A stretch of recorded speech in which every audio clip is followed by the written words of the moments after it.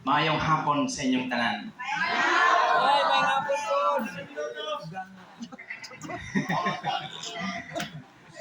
It's good to be reunited and it feels so good. Amen? Ina daw sa imong katapan, nalipay ko kay nagkita ta. Oh. Nalipay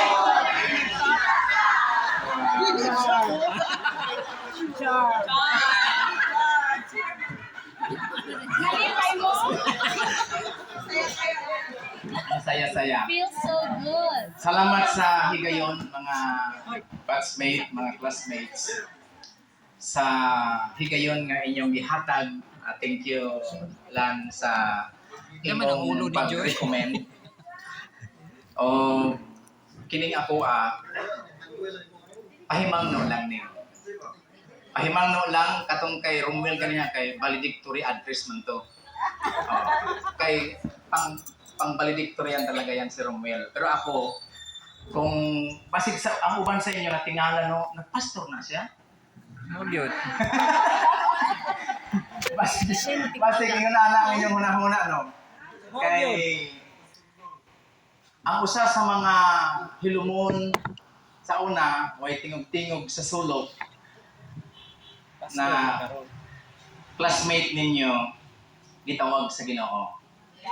Og nalipay ko tungod kay 27 years na nga ako naga-ministry ilalom sa Wesleyan Church. O karon na ako sa district office serving as district superintendent Kunuhay. Supervising 37 churches Joy.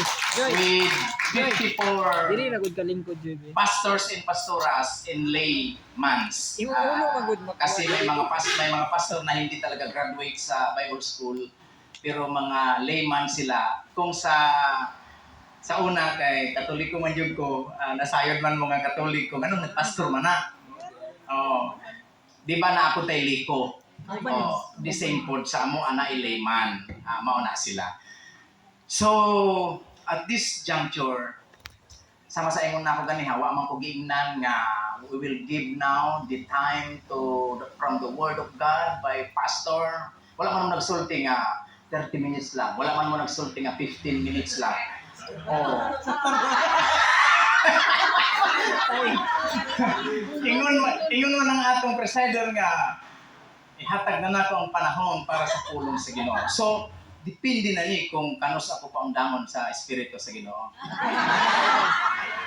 But anyways, don't worry because isa sa mga gitunaan namo tong naami sa seminary is kung wala ka paminaw ang imong audience, dugahin na siya. Pahabain mo. Pero kung gapaminaw sila, undangi dayon. Undangi dayon para... So, let's make a deal. Ayaw mong paminaw, sige mong istorya, kuhit diha, hantod ta alas 5 sa hapon. Kaya na ako mag-istorya diri, bisan hantod panihapon. Pero kung maminaw gani mong sakto, ato na lang ang sabutan. Undang na lang kung kay buot pasabot, kabalo na mo. Okay, 39 years. 39 years na gid, no? Buwang na ta. Maglisod na gyud tag inilhanay sa tinuod lang. Ako naglisod ko recognize sa inyo ha.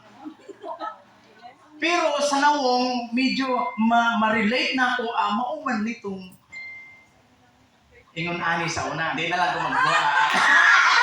Di na lang ko magbunga to adjective.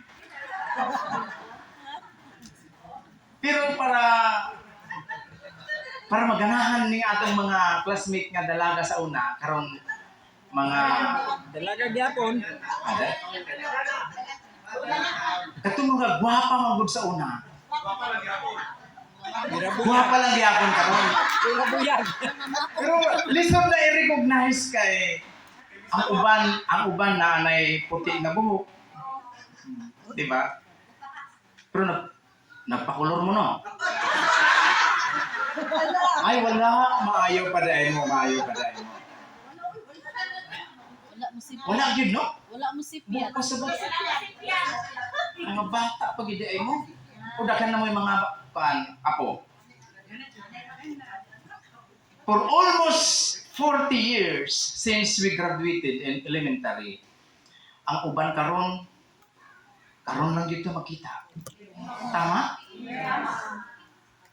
For that so long period of years, karon lang dito magkita. Pero sa high, makakita siguro ta sa FB, kanina si Kuan. Ang nani si Maria Teresa? Murag ano? Takhan ba among Maria Teresa ha?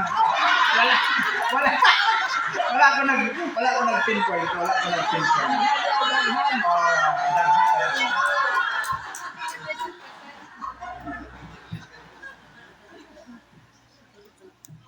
Marami nang nabago at marami nang nagbago.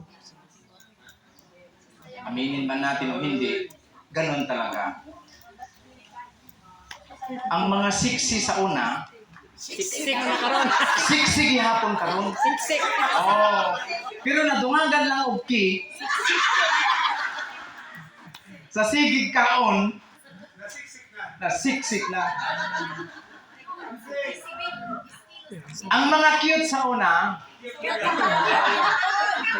cute gihapon. Nakaka-cute na. Ang ilang apo.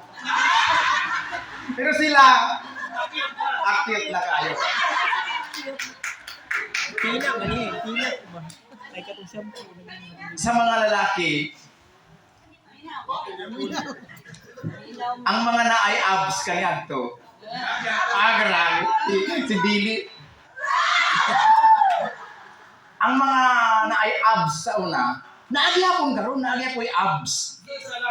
Pero lahi na ang meaning. Lahi na ang meaning sa abs. Ang butchog sagad. Oy, peace ha. Naapog ko yung butchog gamay. Pero yun ang hindi maiwasan, di ba? Yun ang hindi maiwasan. Talagang may pagbabago hindi lamang sa mukha, pero sa anyo ng katawan. Naapoy mga membro na sa ABA.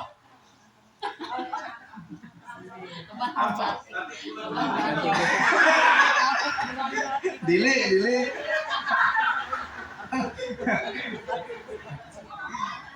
Atras buhok, abanti agtang.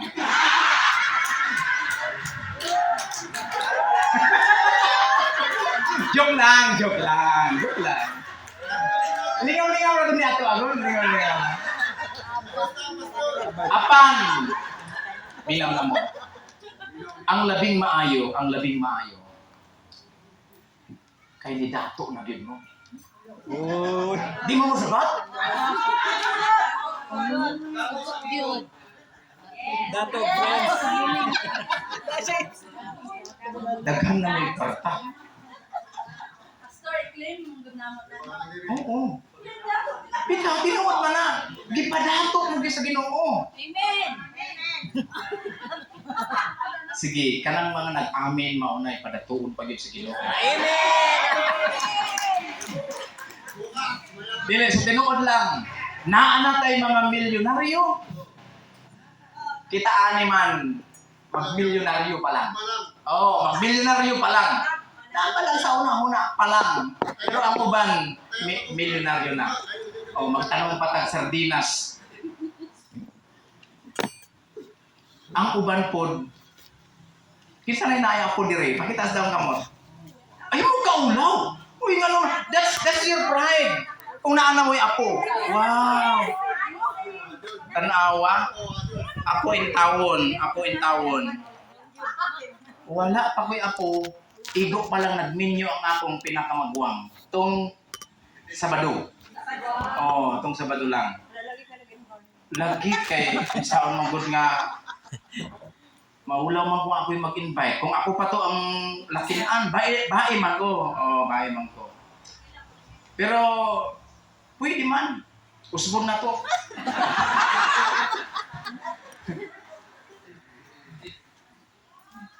whether we like it or not, we have some good vibes, di ba? Natin nga pang good vibes nga istorya sa atong personal nga kinabuhi, sa atong isig kauban. Pero naapod tayo mga bad moods. Tingali naapod tayo mga kapakyasan, mga bad experiences, apan ang labing maayo, buhi pata. Yes. Ibig sabihin, mayroon pa tayong pag-asa na yumaman. Amen? Si Pastor, sige lagi mo, yaman-yaman. Mukha, maganda mong pira, good. Karon kay gipawali man ko ni Lani, siya man gyud ang nag-encourage sa ako ang atin ba? Mo atin man gyud ko, mo tambong man gyud ko, nya nang luod pa gyud kay di daw ko mag respond sa message niya. Pero mo I made up my mind na mo tambong gyud ko karon. So salamat gitugot sa Ginoo. Unya tungod kay gipawali pa ko ni Lani. Lain ba ya karon kay taas-taas na akong rate karon? Joke lang. Batchman, free. Oh, libre lang. Oh, libre lang karon. Pero naatay special offering mo niya. Buot pasabot nga buhi pa ta, napay tay chance mga kaigsuonan. Kung ano man yung mga kapakyasan natin, siguro may mga pinagsisisihan tayo na sana hindi nangyari ito kung hindi ko ginawa ito, hindi sana ganito ako kung hindi ganon. Naatay mga ingon na ato mga kaigsuonan. Salamat sa Ginoo kay ginahatagan patag chance kaysa tinuod lang naa na biya tay mga classmates nga ni una na gyud. So kagaya kanina nang sabi ni Romuel na maganda rin na sila ay ating alalahanin at magpasalamat sa Panginoon na biniyayaan pa tayo na nakarating pa sa golden years. Oh, di ba 50 naman tatanan? Kinsay dili ba kasing 50 direbe? Mga pagsur diya! Ay, sa Romuel, pinood mo? 49? 52. Ah, 52. Pero ikaw, Rom, tinood yun? 49 pa ka? Wao na lagi, di ba? Di pumutuo lagi. Ingon, batch classmate, tapos karon di mo angkon nga. Oho.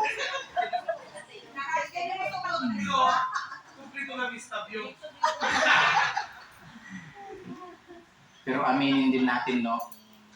Minsan nakakalimot na din tayo. O baka kargado pa mo vitamins, mao nga di pa mo makalimot. Karon, sama sa akong ingon, kani ako apahimang no lang, gikan sa inyong ubos nga alagad, nga pastor. Hinaot makatabang sa ato atanan ni para harapin natin ang ating kasalukuyang buhay at sa hinaharap na mayroong galak at tuwa kasama ng kapayapaan at kaayusan sa nalalabi pang buhay natin dito sa mundo. Okay? Let us make use of our time, of the years. May hatag pa sa Ginoo sa atoa.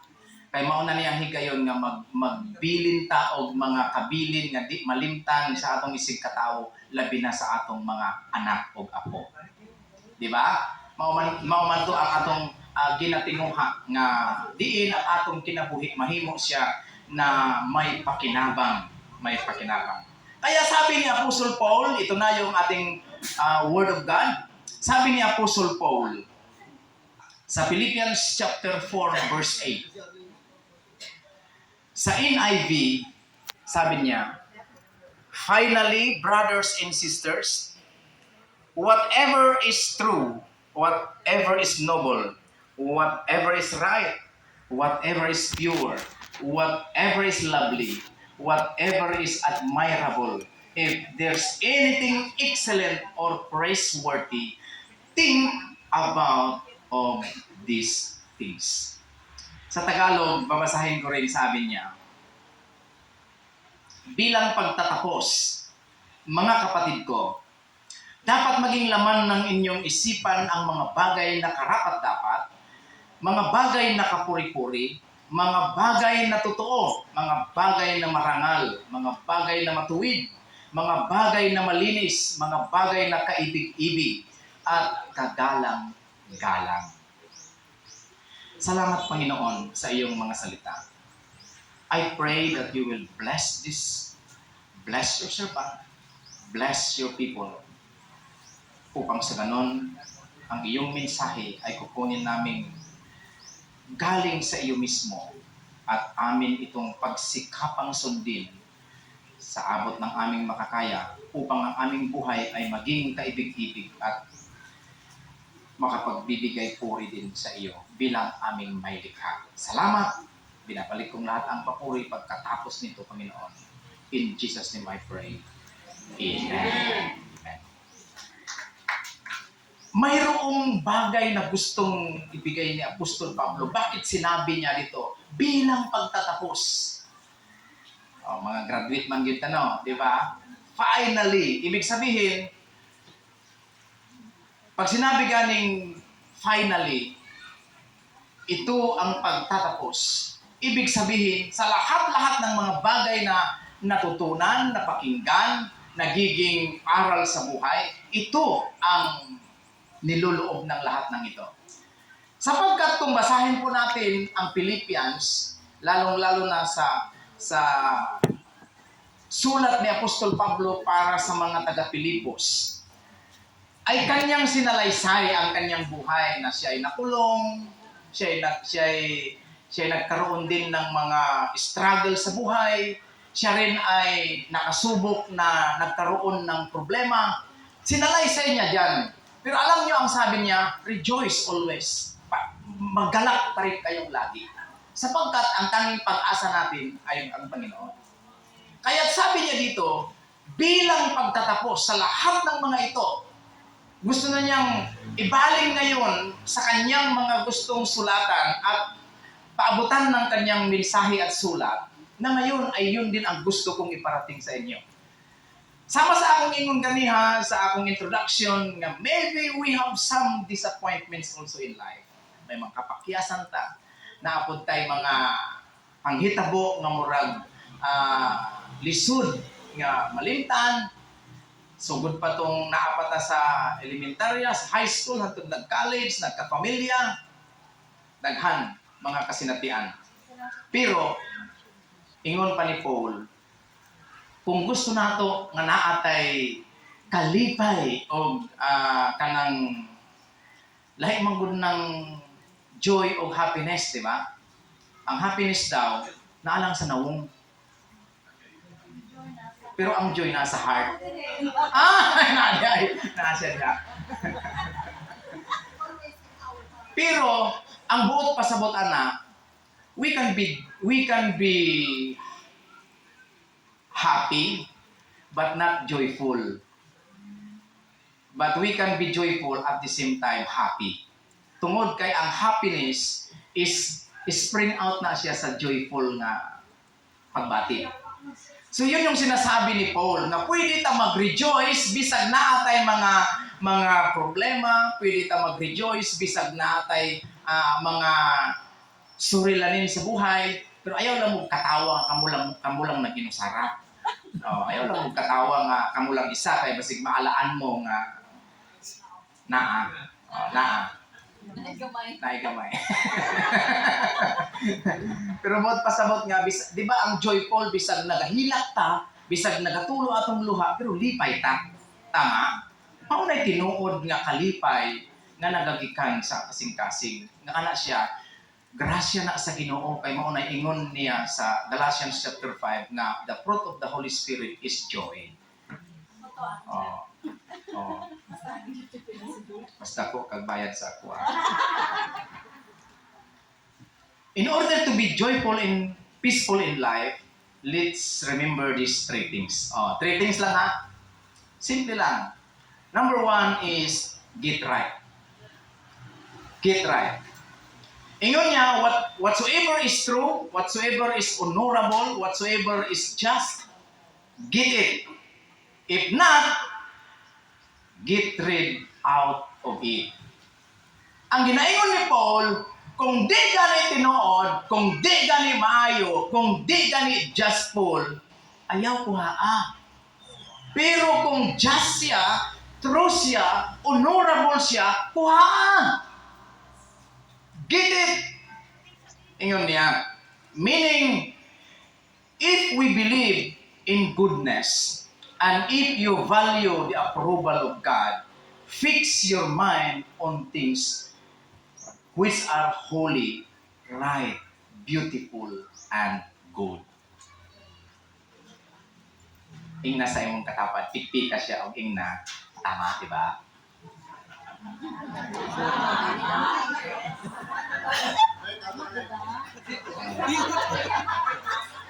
Kung di gani unjust, kung di gani lawful, kung antro gani siya, ayaw ko haa. So, in order to be joyful and happy in life, and peaceful in life, get right. Number 2. Oh, dali lang lagi kayo ni. Number 2. Think right. Usbon na to. Think right. Think right. Mura man mo muna nag-graduate o college. Nag-bright ba yan? Oh, usbon na to. Think right. Go. Think right. Isa pa. Think right. Ingon si Paul, whatsoever is lovely, whatsoever is pure, whatsoever is commendable, think right. Isipin mo ito, sabi niya. Think of it, and if not, if it is not lovely, if it is not pure, if it is not commendable, forget it. But if it is pure, lovely, and commendable, think of it. Isipin natin yon. Bakit mga kapatid? We always believe that thoughts always leads to action.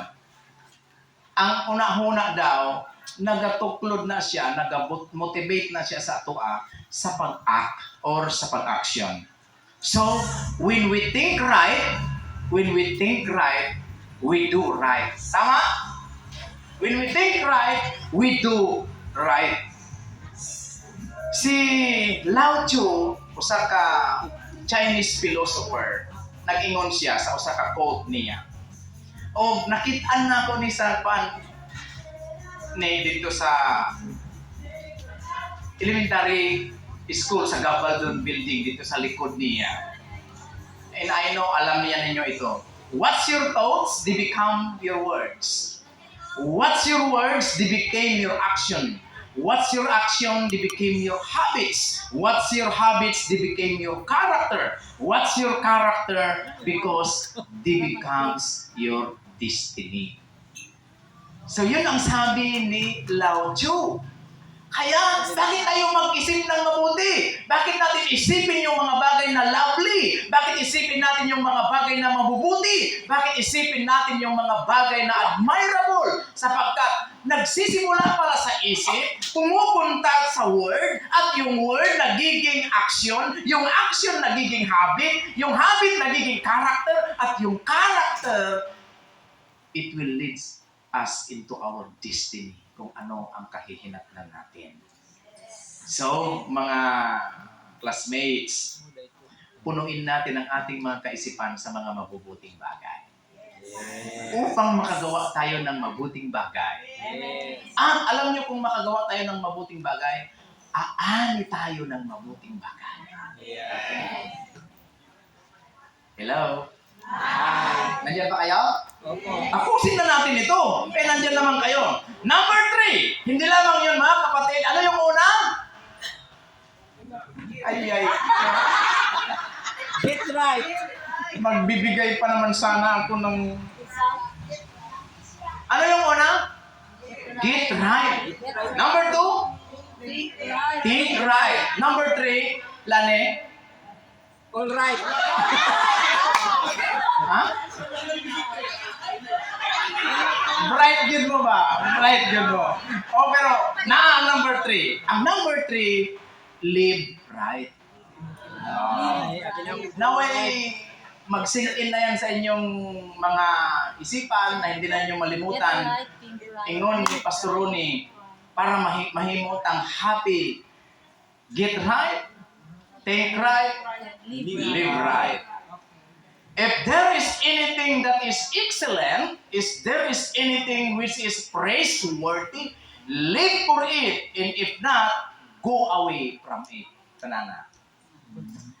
Well, life is full of different pieces. But to have a real peace and joy is to fill our minds with the things which are true, praiseworthy, and righteous. Practice all these things, sabi niya sa verse 9. Practice all these things, in the peace of God will be with you wherever you go and whatever you will do. You know what? When the peace of God is in us, kung naa ang kalinaw sa Ginoo sa atong kinabuhi, the blessing of God will follow. The blessing of God will follow. Mauna tong ingon niya dito sa Psalm 23 na the Lord is my shepherd, surely I shall not be in want.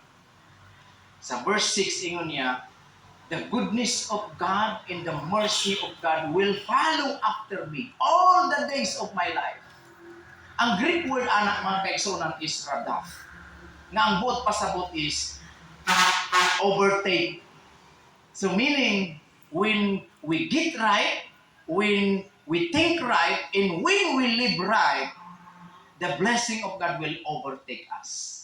Dili na kita maoy mag-apas-apas sa panalangin sa Ginoo. Ang panalangin sa Ginoo mao mag-apas-apas sa ato. Wow! Diba? Paganda! Hindi yung ikaw ang humahabol, pero siya ang humahabol sa iyo. Kahit saan ka man magpunta, kahit ano man ang gawin mo, the peace of God will follow you. Therefore, the blessing of God will overtake you. Kasi gusto overtaken sa grasya sa Ginoo. Tanta. And you know what? To close this, I just want to quote yung sabi ni Manny Pacquiao. Kinsay nag-iidolo kay Manny? Wala. Nag-appreciate lang ta. Bawal nating idolohin ang tao. Only God. Only God. Pero mag-appreciate ta. Pwede. Pwede. Gusto ko yung sabi niya na sino ka man, ano ka man, mataas ang iyong naabot sa buhay, mayroon kang kapangyarihan, marami kang kayamanan. Pero kung sabihin ko sa iyo, sabi ni Manny, kung wala si Jesus sa buhay mo, you are zero and you are nothing. Kaya, challenge, pahimang man lang kanin, ayaw mo kasuko ha, ayaw mo kasuko, kay mauni among trabaho. Nga, pahinumduman ang tanang katawhan.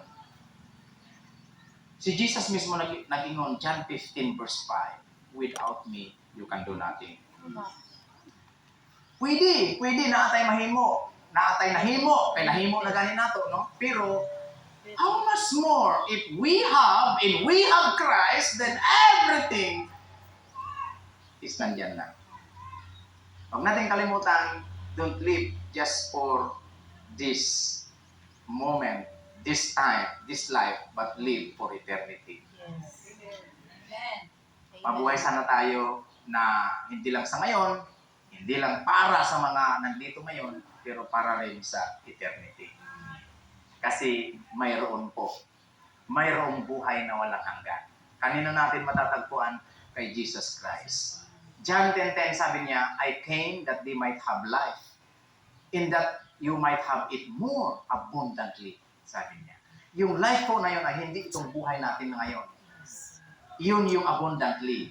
Ibig sabihin, kaya niya tayong payamanin, kaya niya tayong pasaganain, kaya niya tayong bigyan sa ating mga pangangailangan, at hindi lang yan, kaya pa niya tayong bigyan sa desire ng puso natin. If we delight in Him, that is Psalms.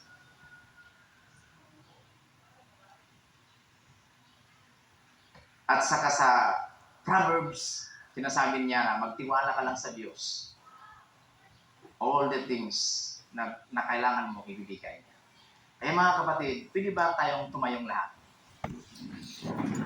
Magpasalamat tayo sa Panginoon sa kanyang kaloob. Sa atin personally, sa mga tagumpay natin, saan man tayo nakarating ngayon, saan man tayo, ano ang katayuan natin sa buhay ngayon. Pagpasalamat tayo sa Panginoon, grasya po ng Diyos yan. Yes, pinagsikapan mo yan. Naningkamot ka, maunang naabot ni mo na ang imong trabaho karon, ang mga kaayo karon. Siguro tinuod naningkamot ka, pero kung walay gihatag sa Ginoo nga kaalam o kusog o kanang maayo nga panlawas nakahimo maghatag. So let us thank the Lord. Let us bow down our head and let us pray. Magpasalamat tayo sa Panginoon sa lahat ng kanyang mga biyaya. Personally, pwede mo na mag-ampo mga kaigsunan, mga classmates. Lord, thank you for all the blessings we receive. Personally, as a family, together with my friends, salamat Ginoo sa tanang kaayo. Pasalamat po ta sa kinabuhi kay buhi patahan to karon. Siguro naaman tayo may mga karamdaman man tayo, dala ng ating pagtanda na, ngunit salamat pa rin sapagkat buhay pa tayo. Pasalamatan din natin yan. At idalangin natin na, Lord, kung pagkakalooban mo pa ako ng pagkakataong mabuhay, gaya ng challenge ni Paul, naway kunin ko yung mga mabubuting bagay, isipin ko yung mga mabubuting bagay, at mabuhay ng mabuti at karapat-dapat. Lastly, mag-pray tayo na sabihin natin, Lord, I need you. Kailangan kita, Panginoon. Kailangan kita sa buhay ko. Kung mayroon mang mga bagay na hindi karapat-dapat sa buhay ko, Panginoon, sapagkat ako'y tao na punong-puno ng kamalian, ng pagkukulang, ng kasalanan, patawarin mo ako, Panginoon. At naniniwala ako sa iyo, Jesus, ikaw ang daan, ang katotohanan, at ang magkakaloob ng buhay na walang hanggan. Tinatanggap kita at inaari kitang aking tagapagligtas at Panginoon. Sa hapong ito, by faith, Lord, forgive my sins. And I am committing my life to you. Thank you, Lord. Minsan pa, Panginoon, salamat sa mga biyaya mo. Salamat sa kaloob mo. At salamat sa mga ibibigay mo pa. Manalangin ako para sa inyo. Lord God, we just want to say thank you, Lord, for the gift of life. Thank you, Lord, for these batchmates, classmates we have, na pinagkalooban mo kami ng pagkakataon na magkita-kitang muli. Sa tagal ng panahon, may mga personal kaming mga layunin, ginawa sa buhay, sa family, sa trabaho, at iba pang mga larangan, Panginoon. Ngunit salamat sapagkat nandito kami bilang mga magka-classmate na noon ay iba-iba man ang aming mga katangian, hindi man kami close sa isa't isa. Ngunit salamat, natutuwa ako, Panginoon, na makita sila ngayon sa kanyang katayuan, na may kagalakan na makita ang bawat isa. We rejoice with all the success we have. And we thank you, Lord, for this momentous event na for 39 years, mula noong kami ay nag-graduate sa elementary. Salamat, Panginoon, sapagkat pinagkalooban mo kami ng mga di masambit-sambit na mga biyaya sa buhay. Ako'y nananalangin, Panginoon, sa bawat isa. In the name of Jesus, I speak blessing after blessing sa kanila, Panginoon. Sa kanyang mga family, sa kanilang mga anak, at sa mga apo. I speak, Lord, prosperity. I speak, Lord, goodness to follow after them, O God.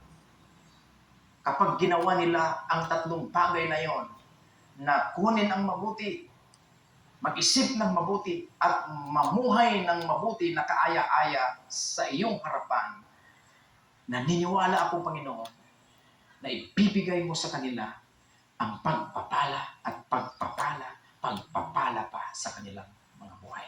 Sa iyong lahat ang papuri, Panginoon. Ito ang aking hinihiling Sa pangalan ng Diyos Ama, ng Diyos Anak, at ng Diyos Espiritu Santo. Amen. Amen. Magandang hapon. Pagpalain tayo ng Panginoon.